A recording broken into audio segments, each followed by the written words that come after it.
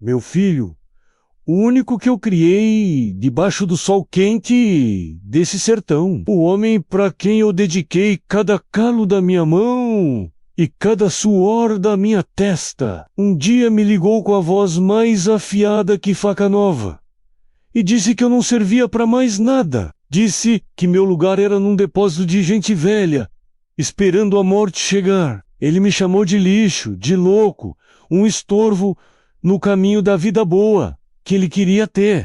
E essa lembrança, meu amigo, minha amiga, é uma brasa que não apaga dentro do peito. Queima dia e noite, mesmo agora, sentado aqui, nessa cadeira de balanço, que range a mesma canção. Triste, faz mais de 20 anos. Daqui, dessa varanda, eu vejo o ipê que plantei com a mãe dele, a minha Luzia, e as flores amarelas no chão, parecem lágrimas de saudade. As pessoas que passam na estrada de terra me veem assim, um velho quieto, de chapéu na cabeça, olhando para o nada. Mal sabem elas que por dentro eu carrego o peso de um mundo, o peso de uma traição que veio do meu próprio sangue. A história é longa, cheia de curva e de espinho, e por muito tempo eu guardei ela só para mim, com vergonha, com uma dor que amarrava a garganta. Mas de que adianta levar tanto silêncio pro túmulo? Tem coisa que a gente precisa botar pra fora, nem que seja uma única vez, para a alma respirar um pouco antes de se encontrar com Deus. Por isso eu estou aqui. Eu vou contar tudo, desde o começo, como a semente da ganância foi plantada no coração do meu menino, e como eu precisei, no fim da vida, aprender a lutar sozinho. Se você tiver um tempo e um pingo de paciência, se inscreva aí nesse canal para ouvir a história de um pai que foi humilhado, mas que nunca, nem por um segundo, deixou de ser um homem de honra. Antes da amargura assentar no fundo da alma, feito borra de café, a vida aqui nesse chão tinha outro gosto. Tinha gosto de suor e de terra molhada, mas era um gosto bom, de coisa que a gente mesmo constrói com a força do braço. Eu cheguei nesse pedaço de mundo ainda moço, com as mãos grossas de serviço, mas com o peito cheio de um sonho que era maior do que eu. O sonho de ter um canto para chamar de meu, um lugar para fincar raiz e ver a família medrar. No começo, era só mato e silêncio. O único som era o do meu facão, abrindo clareira, e o assobio do vento nos ouvidos. Lembro como se fosse hoje do cheiro da madeira verde, da poeira que subia e grudava na pele suada. Cada tijolo dessa casa que hoje me parece tão silenciosa, eu assentei um por um. A argamassa era feita com a terra daqui mesmo, uma terra vermelha, teimosa, que manchava a roupa e a alma da gente com a cor da labuta. E a minha falecida esposa, minha companheira de uma vida, estava sempre ali, com os olhos brilhando de esperança, me trazendo um copo d'água fresca, com um sorriso que aliviava o cansaço do sol de meio-dia. Ela tinha um jeito de transformar a pobreza em riqueza. Um punhado de flor do campo num copo de vidro virava um arranjo de festa. O cheiro do feijão cozinhando no fogão. A lenha se espalhava pelo ar e prometia fartura, mesmo quando a gente sabia que a fartura era pouca. Foi nesse chão, debaixo da sombra desse mesmo ipê, que hoje me serve de consolo, que a gente viu nosso único menino crescer. Meu rapaz, ele era a nossa maior riqueza. A gente olhava para ele e via o futuro. Um futuro diferente do nosso, um futuro de caneta na mão e não de enxada. O sacrifício era grande. A gente tirava da boca para dar o estudo para ele na capital. Lembro das noites que a minha mulher passava debruçada no fogão, o cheiro doce do bolo de fubá enchendo a casa. Bolo que ela vendia na feira no sábado, para juntar mais um trocado. E eu, nos fins de semana, largava minha roça e ia fazer medição de terra para os fazendeiros da região. Andava léguas debaixo de sol para garantir que não faltasse nada para o nosso doutor. A gente não via o peso, via o propósito. Mas a gente, na nossa simplicidade, não percebeu a primeira rachadura. A primeira praga silenciosa que começou a tomar conta da nossa plantação de sonhos. Veio devagarinho. Nas conversas, ele vinha da cidade grande e os olhos dele já não brilhavam mais para as coisas simples daqui. Ele olhava para o sítio, não como um berço, mas como um pedaço de terra com valor no mercado. Lembro de um dia, ele sentado aí mesmo, onde eu estou agora, me perguntando com uma voz mansa, estudada, sobre os papéis da terra. Pai, onde o senhor guarda a escritura? É bom deixar tudo organizado, né? Para sua segurança. Na minha inocência de pai, o coração se encheu de orgulho. Pensei que era cuidado, zelo de filho. Mal sabia eu que ali, naquele gesto que eu vi como amor, ele estava, na verdade, medindo o tamanho do chão que pretendia arrancar debaixo dos meus pés. Eu não sabia, mas naquele dia, com aquele pedido de quem só queria ajudar, o mundo como eu conhecia tinha começado a desmoronar em silêncio.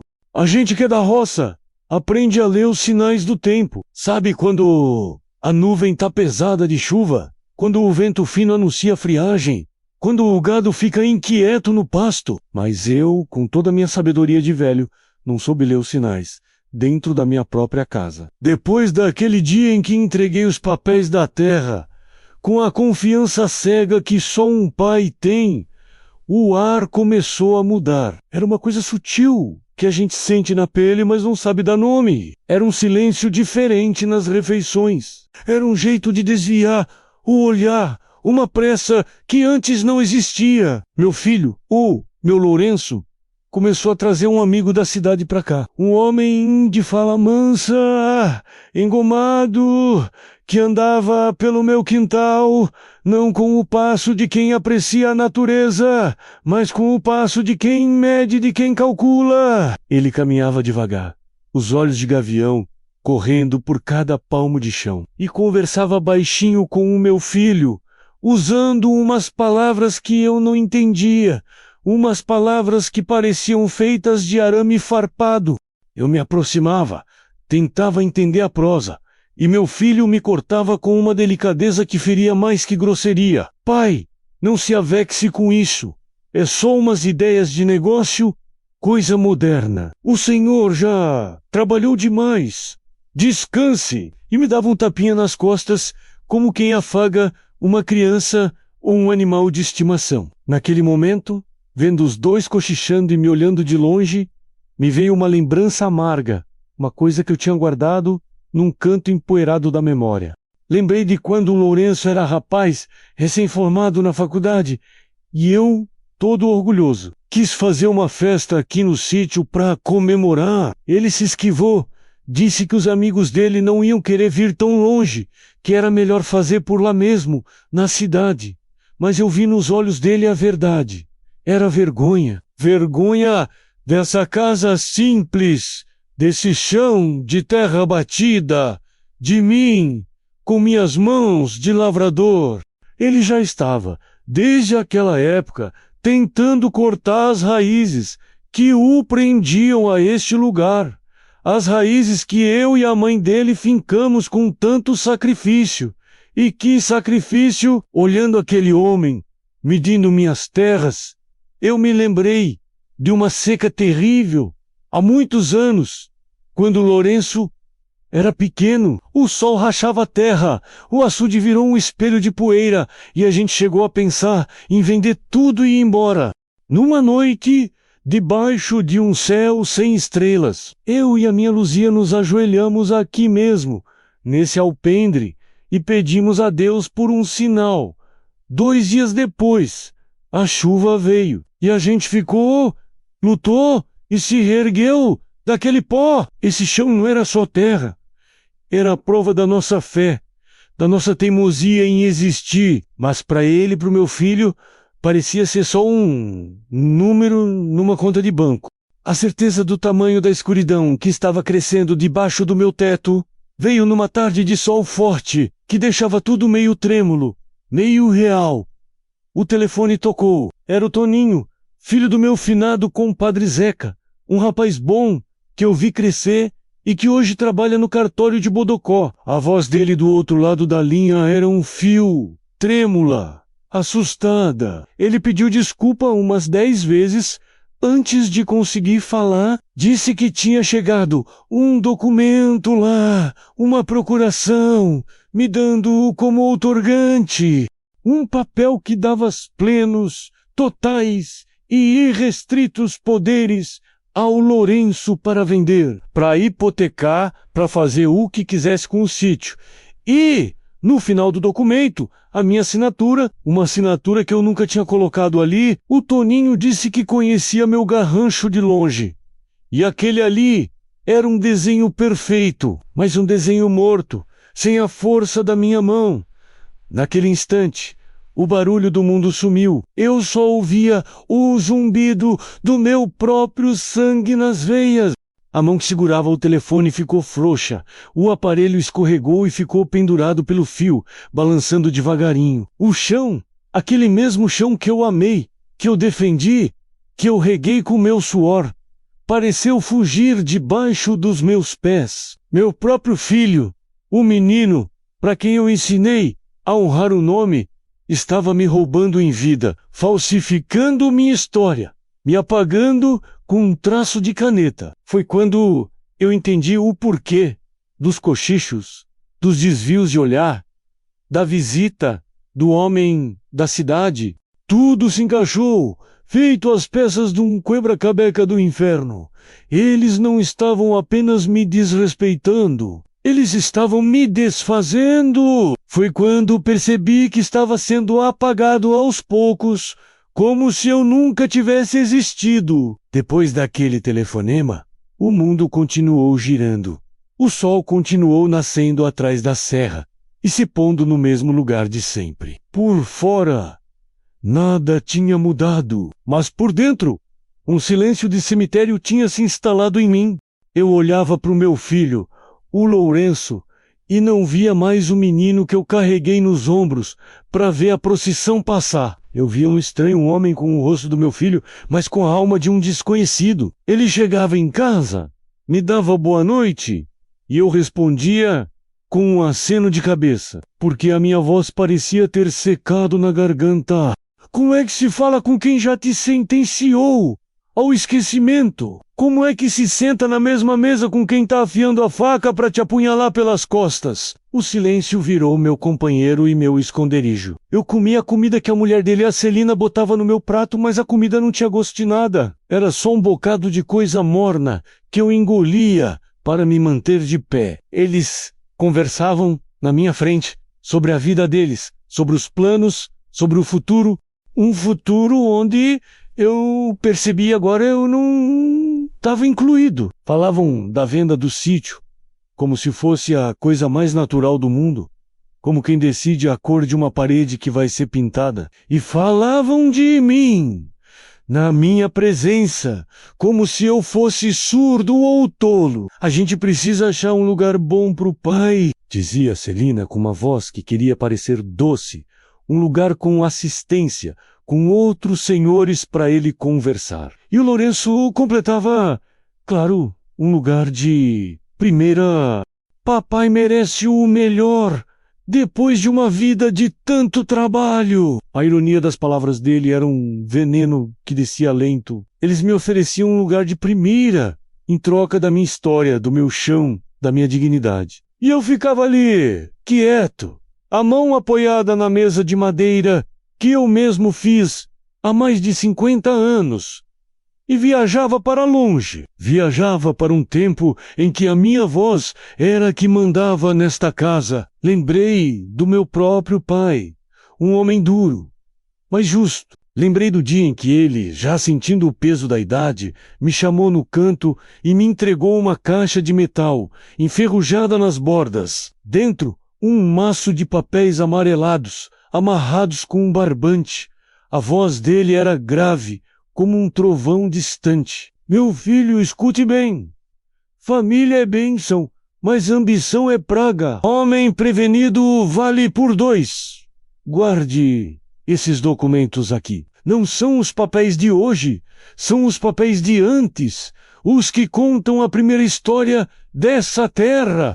Guarde eles num lugar que só Deus e você saibam. Um dia, talvez, você precise deles para lembrar a certas pessoas quem você é. Na época, eu não entendi direito. Guardei a caixa no fundo de um baú velho, junto com as lembranças da minha mãe, e quase esqueci da existência dela. Mas agora, sentado naquela mesa, sendo tratado como um traste velho e inútil, as palavras do meu pai ecoaram na minha cabeça com a força de uma profecia.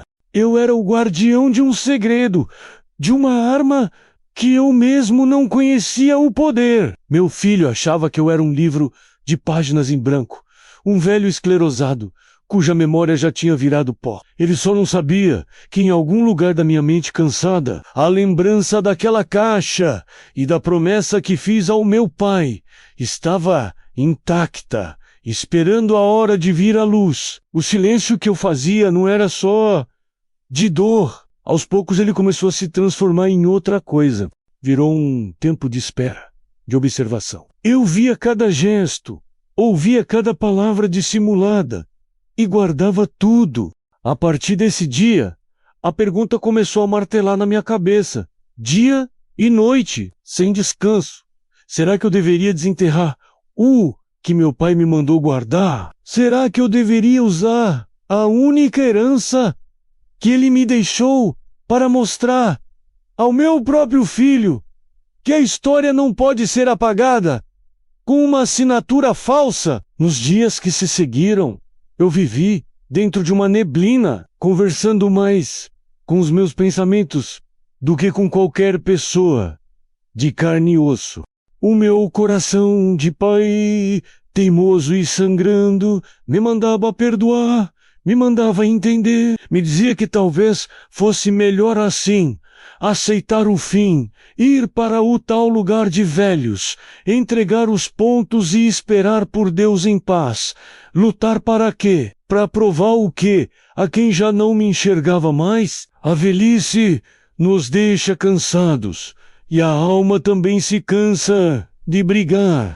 Eu me sentava aqui na varanda, olhava para as minhas mãos, enrugadas e manchadas pelo tempo, e pensava em toda a vida de trabalho que elas já tinham enfrentado. Talvez elas merecessem descanso, mesmo que fosse um descanso amargo, num quarto de asilo, longe do cheiro da minha terra. Mas aí, outra voz, uma voz mais antiga, mais funda, falava dentro de mim. Era a voz do homem que eu fui a vida inteira. A voz que me lembrava que cada palmo desse chão foi comprado não só com dinheiro, mas com dignidade. Entregar o sítio, a casa, a minha história, seria como dizer ao meu filho que ele estava certo. Seria concordar que eu era mesmo um inútil, um peso morto, um homem acabado. E isso eu não era. Não mesmo. Numa dessas tardes de ruminação, enquanto o sol descia preguiçoso, me veio uma lembrança que há muito tempo não me visitava.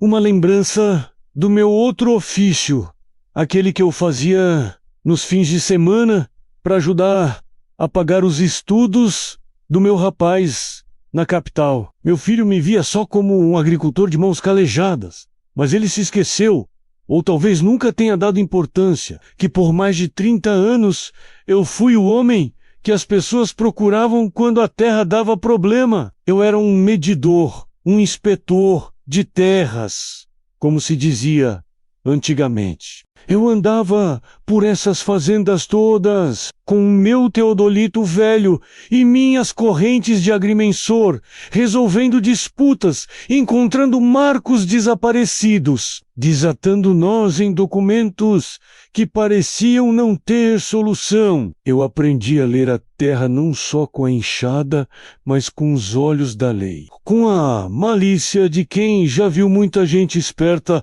tentando passar a perna em gente de bem. Lembrei de um caso de um coronel lá das bandas de Salgueiro que queria tomar um pedaço de chão de uma viúva, mãe de 6 filhos. Ele tinha papel passado, tinha tudo arrumadinho. Mas eu passei 3 dias debaixo de sol, refazendo medição, conversando com os vizinhos mais antigos, até que encontrei um marco de pedra, coberto pelo mato, que provava que a escritura do homem estava errada, que ele tinha avançado a cerca dele em cima do que não era seu. A alegria no rosto daquela mulher, quando eu mostrei a verdade para o juiz, foi um pagamento que dinheiro nenhum no mundo compra. Aquela lembrança me sacudiu por dentro, como um trovão. Eu não era um velho ignorante que podia ser enganado com um papel mal falsificado. Eu entendia de escrituras, de registros, de assinaturas. Eu conhecia o caminho das pedras. E mais importante, conhecia os atalhos dos desonestos. Meu filho, na sua arrogância de doutor da cidade, cometeu o erro de subestimar a sabedoria do chão de onde ele veio. Ele me via como o pai matuto, não como o homem que desvendava os segredos que a própria terra guardava. Naquele instante, a névoa da dúvida se dissipou. A tristeza não foi embora. Ela continuou aqui, pesando no peito, mas agora ela tinha uma companheira, uma frieza, uma clareza de propósito que eu não sentia há anos. Eu não ia lutar por orgulho nem por vingança. Eu ia lutar porque era a coisa certa a ser feita. Eu ia lutar pela memória da minha mulher, pelo respeito ao meu pai e por aquele homem, um inspetor de terras, que ainda vivia dentro de mim. Eu ainda estava planejando meu primeiro passo, esperando o momento certo de agir, quando algo aconteceu que me fez ver que o tempo estava mais curto do que eu imaginava. Aquele meu momento de clareza, aquela decisão de lutar, parece que mandou uma ondulação pelo ar. Porque de repente, tudo mudou dentro de casa. Aquele silêncio cortante, aquela indiferença que me feria a alma, sumiram da noite para o dia. No lugar, nasceu uma harmonia estranha, uma bonança adocicada e pegajosa, que me deixou mais desconfiado do que o desprezo. A Celina, minha nora, que mal me dirigia a palavra, passou a me trazer café na cama, a fazer a canjica que eu gostava, perguntando a toda hora se eu estava me sentindo bem, se precisava de alguma coisa. O Lourenço, por sua vez, abandonou as conversas de negócio e passou a se sentar comigo na varanda. No fim de tarde, puxavam os assuntos mortos do passado. Perguntava de pessoas que ele sabia que já tinham morrido e me olhava com uma atenção que parecia um interrogatório. Pai, e o seu remédio da pressão? O senhor tomou hoje? Tem certeza? Deixa eu ver a caixinha. Ele falava com uma voz mansa, de filho cuidadoso, mas os olhos dele eram frios, calculistas.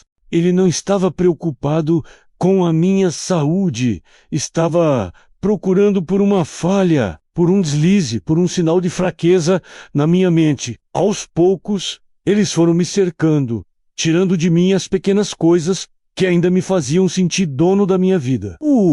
Dinheiro trocado para feira, que eu sempre guardei numa gavetinha da cômoda. Sumiu de lá. Deixa que eu cuido disso, pai, disse o Lourenço. É para evitar que o senhor perca, para sua própria segurança. Eles estavam tecendo uma teia de cuidados falsos ao meu redor, uma teia feita para me sufocar, para me transformar, aos olhos dos outros, num velho incapaz que já não respondia mais por si. E a maldade dele não parou na porta de casa. Ela se espalhou pela vizinhança como praga em lavoura, numa manhã eu vi meu filho conversando por cima da cerca com o seu Juca, um compadre de mais de 40 anos, com quem eu dividi muito café e muita prosa.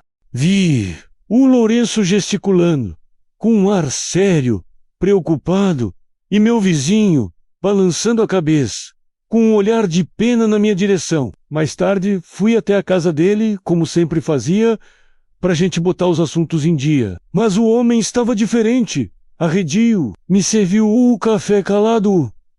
E quando eu comecei a falar da safra de milho, ele me cortou, dizendo: Seu Zé, seu filho, o Lourenço, é um bom rapaz, ele só quer o seu bem. Nessa idade, a gente precisa mesmo de quem cuide da gente.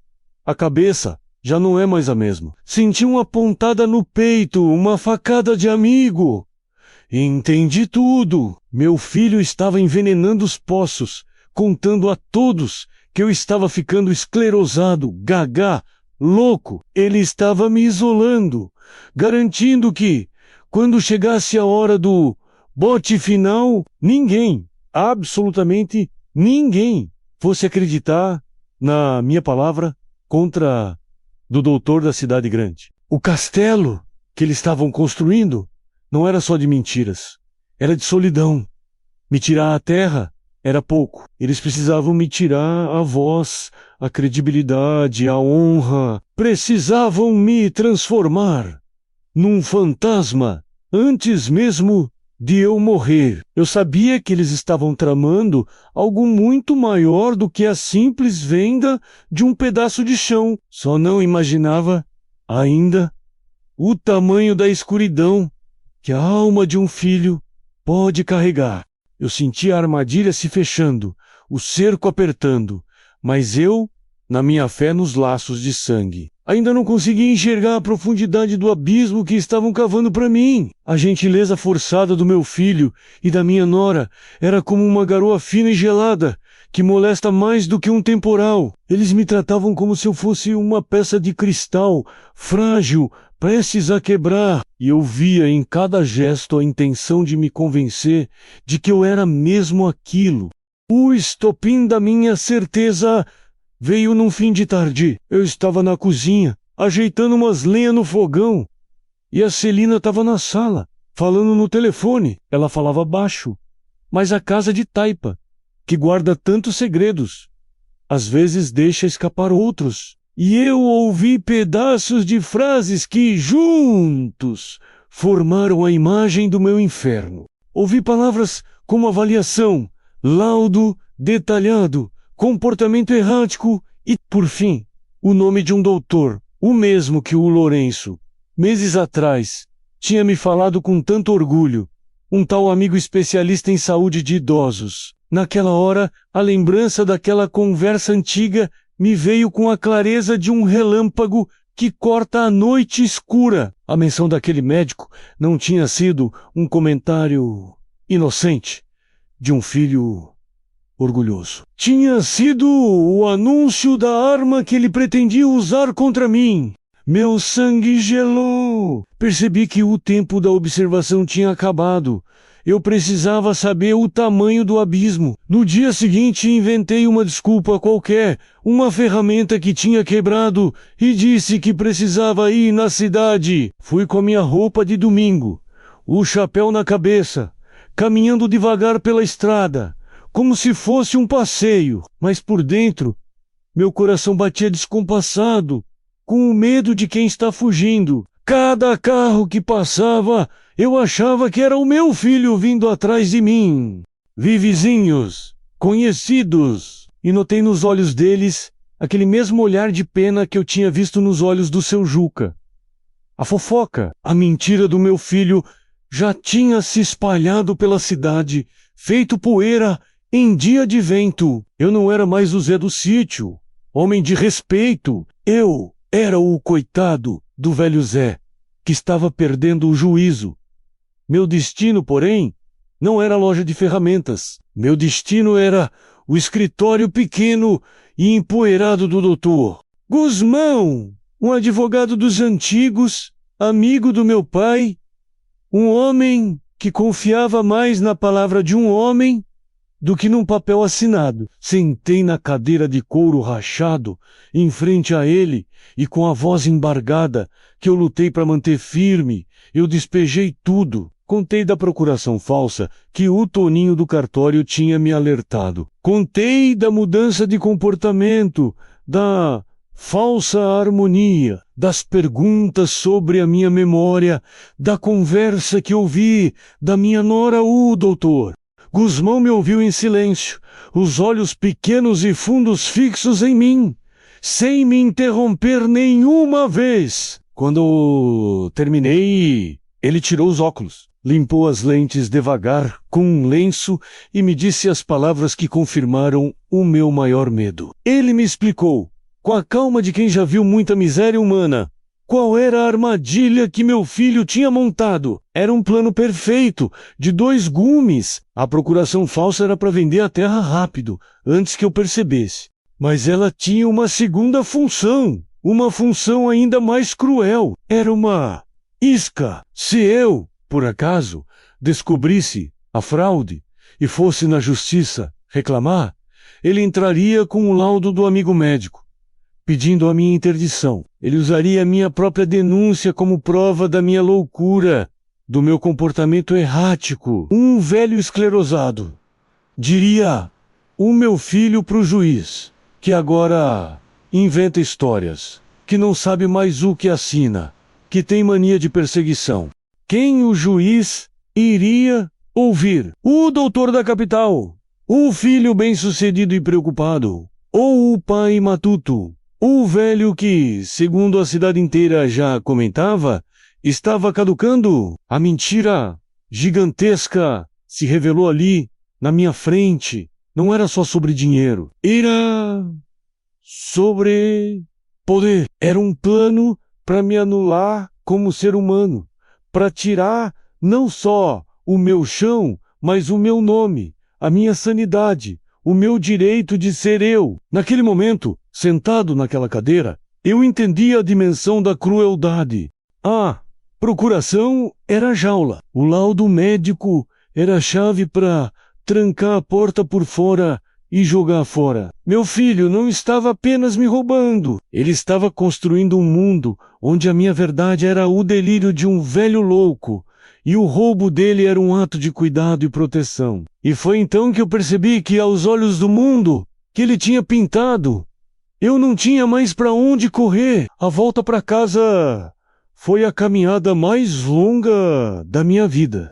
Cada passo na estrada de poeira parecia pesar uma tonelada, com a verdade que o doutor Gusmão tinha me revelado, esmagando os meus ombros. O desespero era um bicho feio que me dizia ao pé do ouvido para desistir, para aceitar o fim. Mas, conforme eu me aproximava do meu portão, o cheiro da terra, o som do vento, balançando as folhas do ipê, tudo aquilo que era meu, que era minha vida, começou a me entrar pelos poros e a expulsar o medo para fora. Olhei para casa, que levantei com minhas próprias mãos, para a sombra das árvores que plantei com a minha falecida esposa, e uma raiva fria, uma raiva quieta e decidida começou a brotar no lugar da tristeza.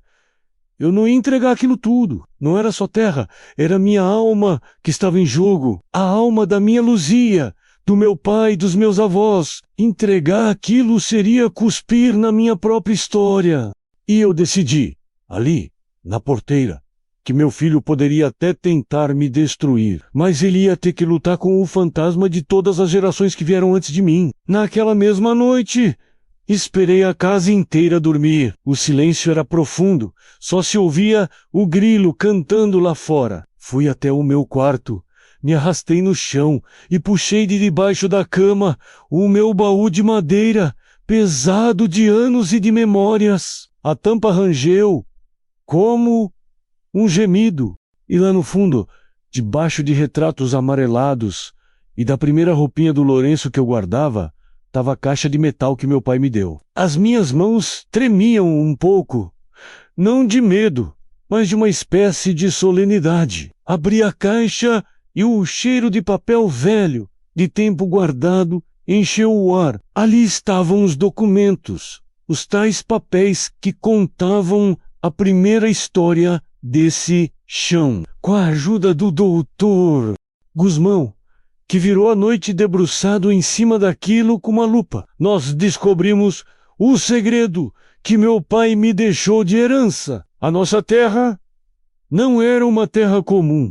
Tinha sido parte de uma concessão do governo, muito antiga, dada ao meu bisavô, com uma cláusula que ninguém mais usava, escrita numa linguagem enrolada, mas clara como a luz do dia. A propriedade só podia ser passada de pai para filho, e só podia ser vendida se a família inteira, em todas as suas linhagens vivas, concordasse por escrito. Era uma proteção contra a ambição, uma forma de garantir que a raiz da família nunca fosse arrancada daquele chão.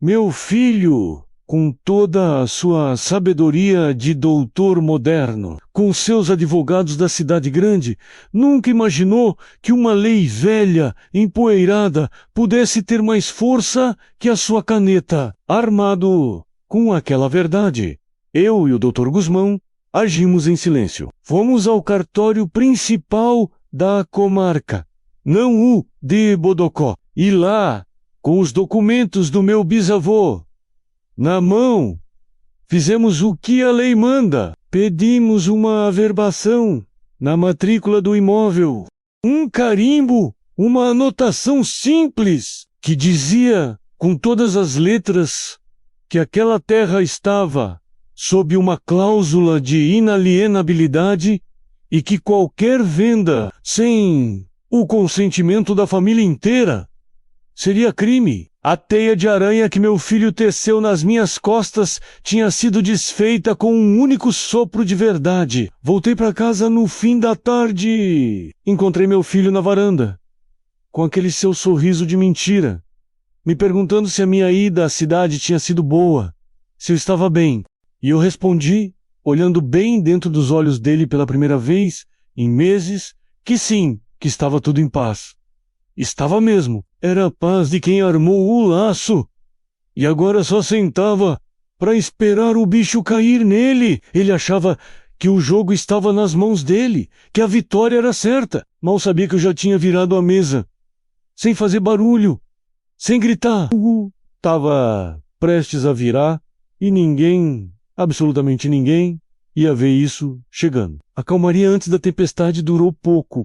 Durou exatos 3 dias, o tempo que a notícia do meu ato no cartório levou para viajar da comarca até os ouvidos do meu filho na cidade grande. Eu soube que a hora tinha chegado, não por um telefonema, mas pelo som do carro dele, cantando pneu na estrada de terra, levantando uma nuvem de poeira vermelha que parecia um presságio de sangue. Eu estava aqui na varanda, podando uma roseira, e continuei com meu serviço, a mão firme, a tesoura cortando os galhos secos. Eu não ia dar a ele o gosto de me ver com medo. Lourenço desceu do carro, batendo a porta com uma força que fez os passarinhos voarem assustados. O rosto dele, que nos últimos dias era uma máscara de falsa preocupação, estava agora desfigurado pelo ódio, os olhos esbugalhados, a veia do pescoço saltada. Aquele era o homem de verdade, sem disfarce. Ele parou na minha frente, bufando como um animal ferido. O que foi que o senhor fez? Ele gritou, a voz rouca. Senhor! O senhor, um velho teimoso e ignorante, estragou o negócio da minha vida. Eu tinha tudo certo. Tudo vendido. Como o senhor ousa se meter nos meus assuntos? Eu terminei de cortar um galho, soprei os espinhos da luva e olhei para ele, não com raiva, olhei com uma tristeza funda, uma tristeza de pai que vê o filho se afogar na própria maldade. Esses assuntos, eu disse com a voz mais calma que eu consegui encontrar, são meus. Essa terra é minha. E ela não tá à venda, meu filho. Nunca esteve. A minha calma parece que botou mais lenha na fogueira dele. Ele começou a andar de um lado para o outro, as mãos na cabeça, me chamando de tudo que era nome feio. De louco, de senil, de egoísta. Diz que eu estava atrapalhando o futuro dele, o futuro dos netos que eu mal conhecia. Cada palavra era uma facada, mas a pior dor não vinha dos insultos. A pior dor foi olhar no fundo daqueles olhos cheios de fúria e não encontrar nada do menino que eu criei.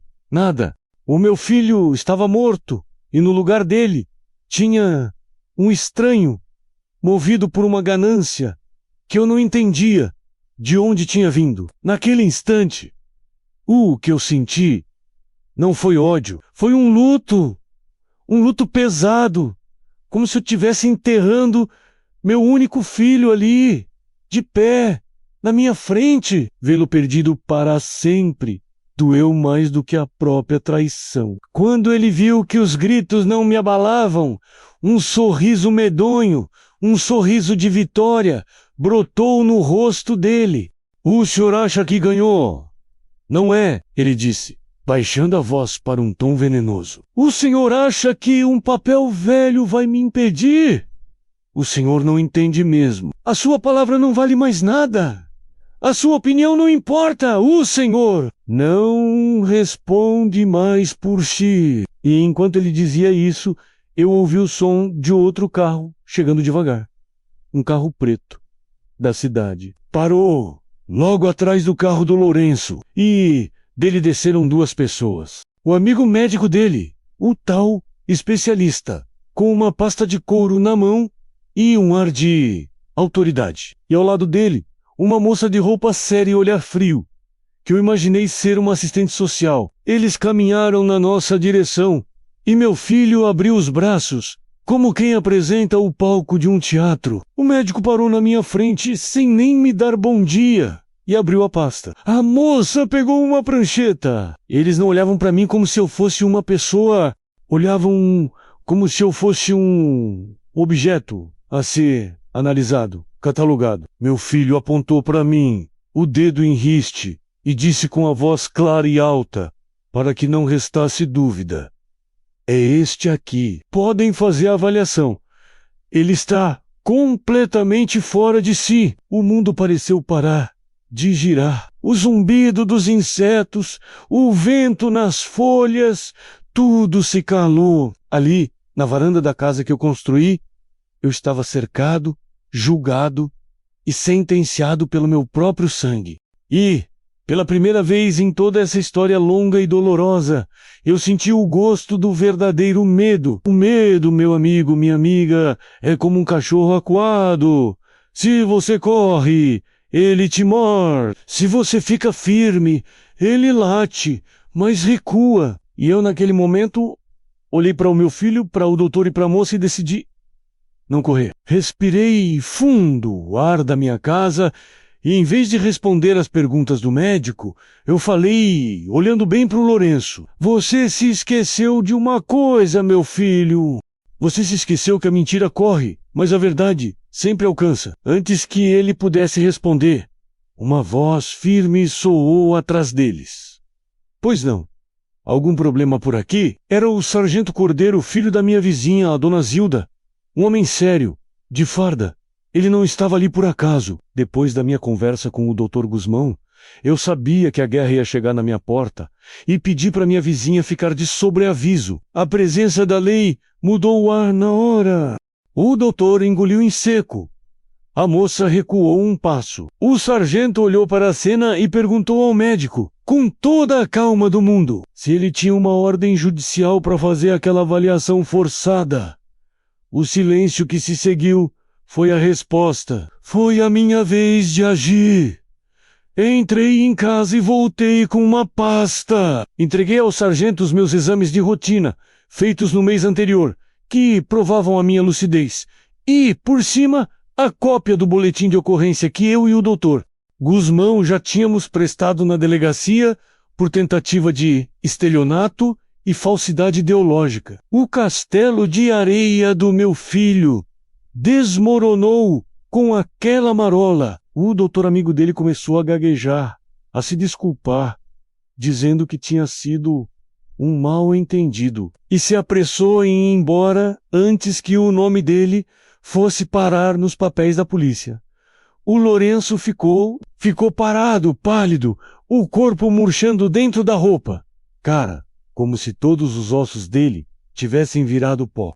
Vê-lo ali, derrotado, não me trouxe alegria nenhuma, só um vazio, a dor de um pai que assiste a ruína do próprio filho. A poeira baixou. O Lourenço acertou as contas com a justiça, que não foi leve com ele.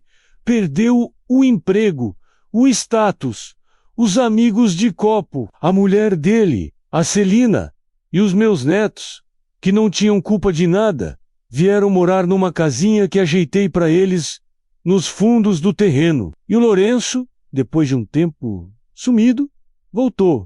De cabeça baixa, as mãos sem calos, pedindo não perdão, mas um lugar para recomeçar.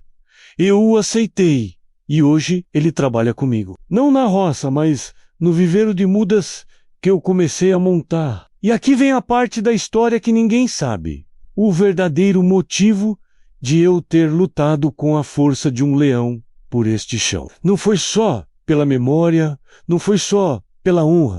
Um dia, anos atrás, andando por um canto esquecido do sítio, eu encontrei uma fonte de água, uma água que brotava da terra com um gosto diferente, puro, que nunca secava, nem na pior estiagem. Mandei analisar.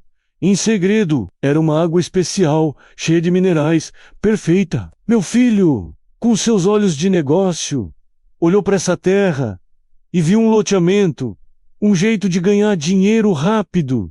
Eu olhei e vi outra coisa. Vi o futuro da família dele.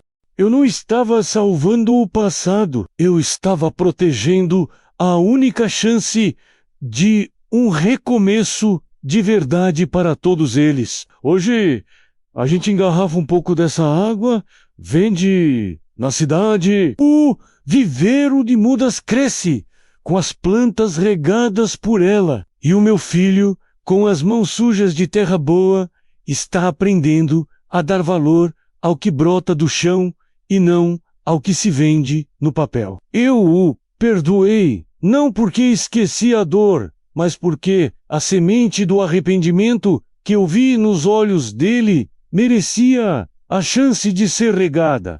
E agora, no fim da minha vida, eu entendo que o maior patrimônio que meu pai me deixou não foi a escritura, mas a sabedoria de que a gente só colhe de verdade aquilo que a gente planta, com amor e com paciência. Se essa minha história, nascida desse chão de poeira, tocou o seu coração aí onde você está, me diga nos comentários de que cidade você me ouve. Se inscreva no nosso canal para a gente não deixar que outras vozes como a minha se percam no silêncio do tempo.